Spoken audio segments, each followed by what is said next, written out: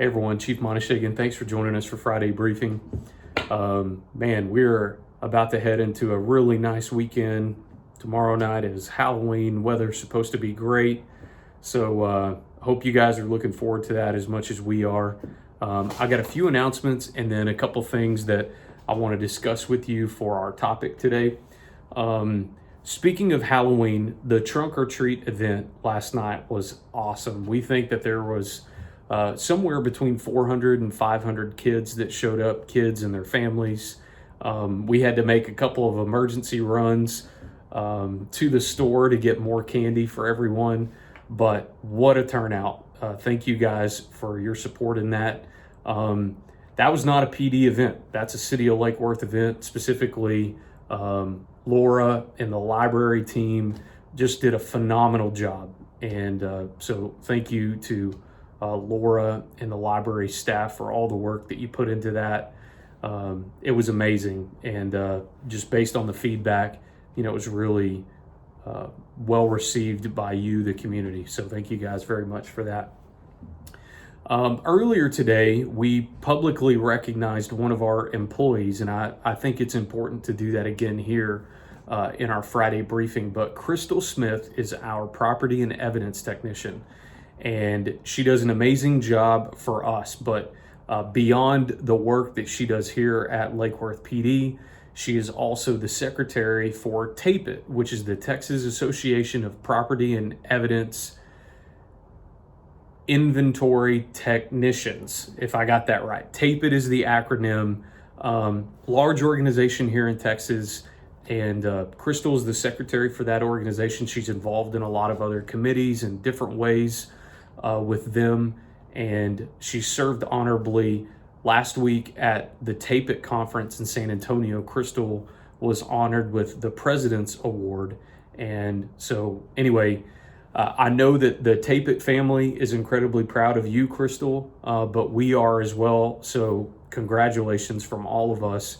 We are incredibly proud of you, and you're doing a fantastic job. So thank you very much for that.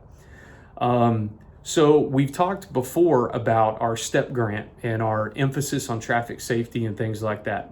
And with Halloween weekend upon us, I want to let you all know that even right now, as I do this video, we have additional officers out in the field doing nothing but traffic enforcement as a part of this STEP grant initiative.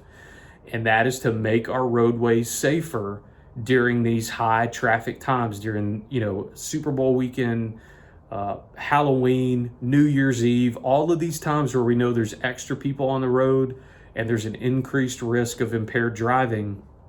We are out in force to counter that. Now, this isn't about writing tickets. Our team is not out to do that. We write a lot of warnings. As I say all the time, our emphasis is on gaining voluntary compliance. We would much rather pull a car over and have a productive educational conversation with the driver than just writing tickets. So it's not about tickets. It's not about revenue, which we're often accused of. It's not about that at all. We want people to get from point A to point B safely. And if we can do that through a conversation, then that's the approach we're going to take. So just know you'll see additional officers out this weekend.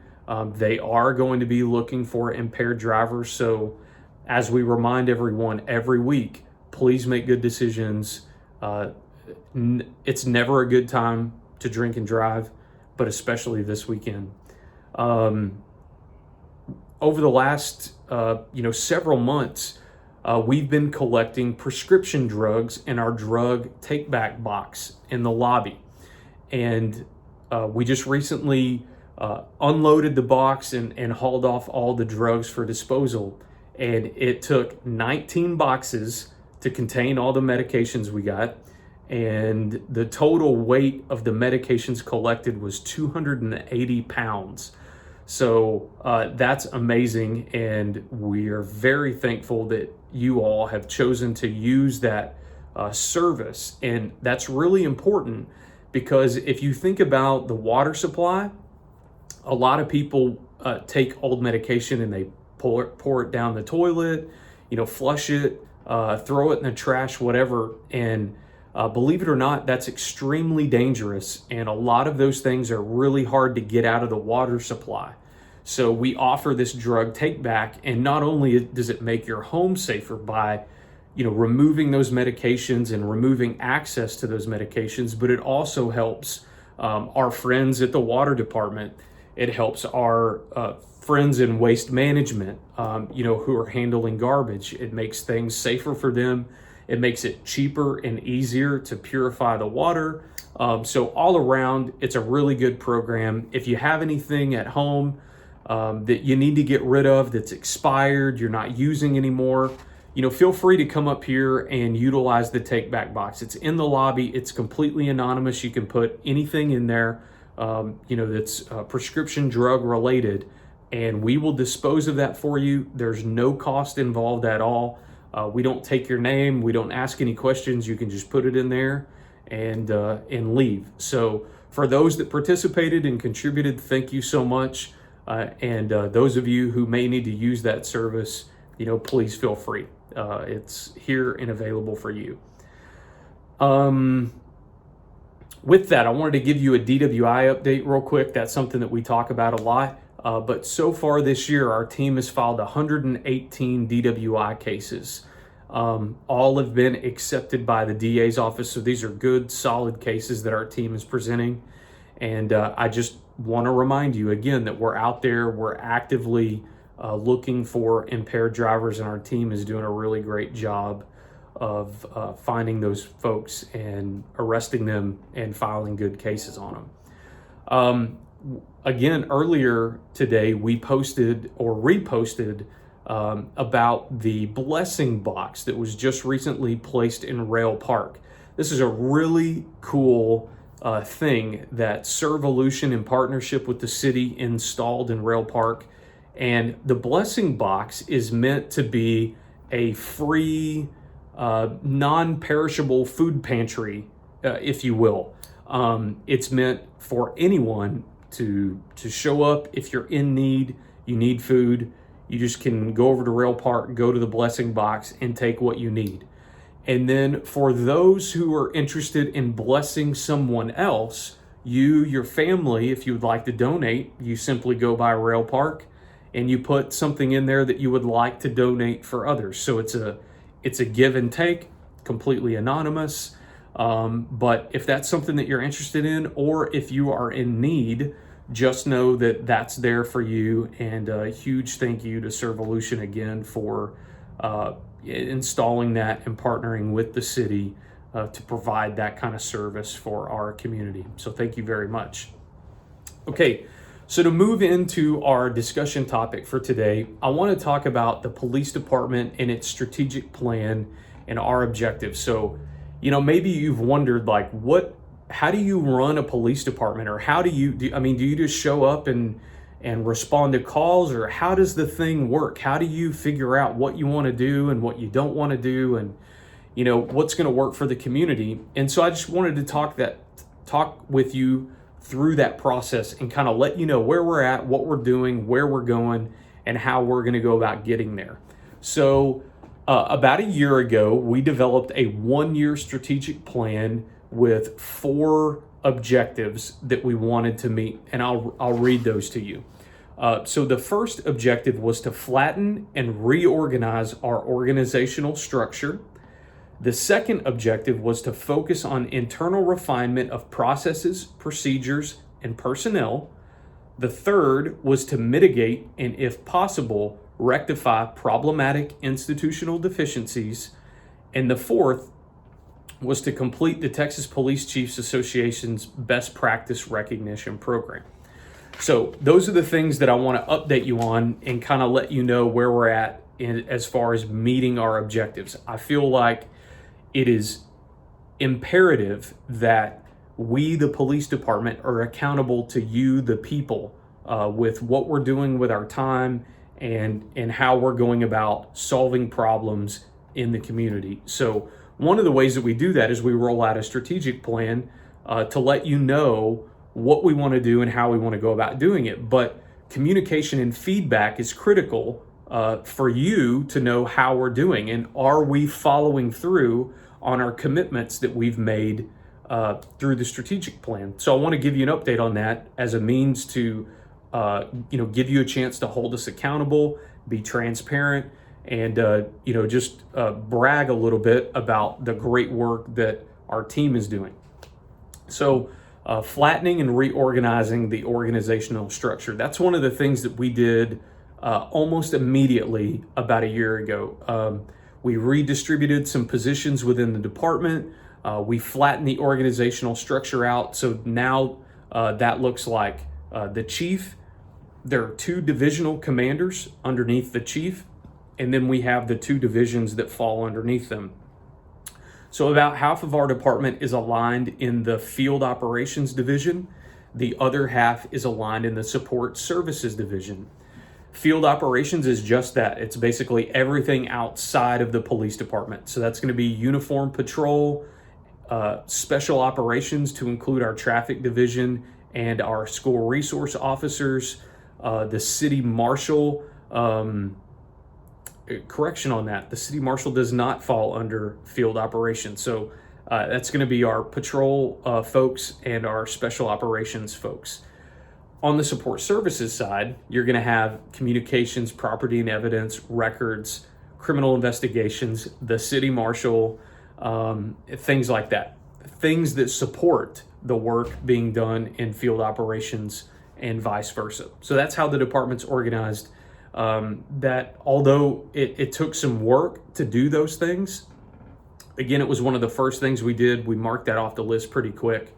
And we just moved forward from there. So things are working really well in that regard. And we do that. We want a flat organizational structure so that our employees are empowered. We didn't want to design our department in such a way where there was a lot of administration, a lot of chiefs, and not a whole lot of boots on the ground getting the work done. So instead of having extra layers of leadership, we just build up and train a highly capable, highly motivated workforce that's empowered to solve problems. So you don't need all the bosses running around pointing fingers, telling people what to do. We need good supervision, good solid supervision, but then we delegate authority and we give an incredible amount of trust to our employees where they can go out and do the things that they need to do. So that's the purpose of a flat organizational structure. Focus on internal refinement of procedures and personnel and things like that. Some of the things that we've done in this regard is we've implemented a new CAD and RMS system, so a new reporting software that we recently rolled out. That's huge. That enables our workflow to be more efficient. The work that we do in the field, from being dispatched to a call all the way through how that call is handed off to CID and investigated. That process is much more streamlined now using a top tier, top of the line software. So that's one of the things that we've done. We've also gone back and completely revised all of our policies and procedures. So policies and procedures are kind of a dual-headed document. The policy says where we stand, and then the procedure says how we're going to do or accomplish the thing outlined in the policy. So we've gone through those one by one, word by word, and rewritten, changed, amended, done what we've needed to do to bring those policies into 2020 to make sure that they are compliant with Texas best practices and to make sure that they are equitable for you, our community, that they are in line with our community's expectations and our community's values. And so one of the things that we're going to do to be even more open and transparent is we're going to make all of those policies and procedures public. We're going to publish a link on our website where you can browse those freely. We have nothing to hide. Everything that's contained in those documents, we want you to be able to look at and see, and again, know where we stand. So that is something that will be coming soon. The capability is in our policy software, but we're working through the bugs of getting that to talk with our website and get the link to work. And as soon as we're able to do that, we're going to publish those things so that you can take a look at them. There's other, kind of internal functions, how things work, how things flow, that we've worked on as well. But that's kind of an ongoing problem. We did bring in some outside folks to do some audits. About this time last year, we conducted a full audit and inventory of our property and evidence room using a third party. We also did the same thing with the Texas Commission on Law Enforcement. We brought them in and they did a complete personnel audit, and they also did a complete training audit to make sure that we were in compliance. We also conducted a survey or a review of our communication center using an outside third party. And all of those assessments gave us valuable information that we could use to assess the health and efficiency of our internal procedures. And from those studies, we've learned an incredible amount. And we've been working over the last year to take those things and make changes and move towards being much more efficient. But good news is, those things did not find really anything wrong. They just found ways that we could be better. And so we're taking that, running with it. And again, like we say all the time, we're not satisfied with just getting the job done. We want to be excellent. And so getting that feedback from those organizations is really helping us to do that. So we're moving in a good direction there. I don't know that that's something that we'll ever completely finish, but it is something that we needed to focus a lot of time and energy on this year so that we knew where we stood and we could kind of plot a course forward. The third thing, which was mitigate and if possible rectify institutional deficiencies, is closely correlated with that second objective, to focus on internal refinement. So through some of those processes, we were able to find things within our organization that needed work. And so we've taken the last year to really focus internally on things that we can do to make the culture better, to make the service that we provide to our community better. And that is probably the hardest thing that we've done over the last year, because there's a lot of thought and a huge human element that goes into that. And so, our people are our most valuable asset. And as you know, my belief is in empowering our people. And I believe that as a chief, if I can take care of my employees, if I can help and support our officers, then they are going to provide the very best service to you, the community. So, when we look at fixing things within the organization, that takes time. Changing a culture takes time. And we're working very hard internally to do that. And we've made incredible progress. I could sit here on this video and try to tell you all the great things that we've done and how the culture has shifted. But really, if that's something that you want to know about, I would highly encourage you to find one of our officers and ask them about it. And then finally, completing the Texas Police Chief's Best Practice Program. So again, in line with all the other things that we've been doing this year, a common thread throughout all of that has been working towards becoming a Texas best practice organization. That's important because we expect that to bring even more legitimacy to what we're doing here in Lake Worth. So the best practice recognition program means that we've aligned with the best practices of many other organizations in the Texas Police Chiefs Association. So we're not off doing our own thing, going our own way, doing what we believe is the best. We do that in a certain context, but it's important for us to align across the state with other agencies who are also following, certain best practices. So we are very close to having that process complete. It has been, a year's worth of hard work in the making. And so I anticipate that in the next 2 or 3 months, that process will be 100% complete. We would have had on-site assessors come out and evaluate us. And so I look forward to reporting back to you by the end of the year, maybe the very beginning of next year, on the status and completion of that. So all of those things kind of round out our 1-year strategic plan. And I feel confident that we're going to meet or be really, really close to meeting all of those objectives in the 1 year that we set out. And over the next few months, I look forward to developing a multi-year strategic plan with our command staff and bringing that back to you and presenting that to our elected leaders, our city council, and city staff to get your feedback and let you know kind of where we're going to be going in the next several years. So with that, that's going to wrap up today's Friday briefing. Thank you for joining us and tuning in. We would love your feedback. If there's something that you don't like or that you would like to see, please let us know.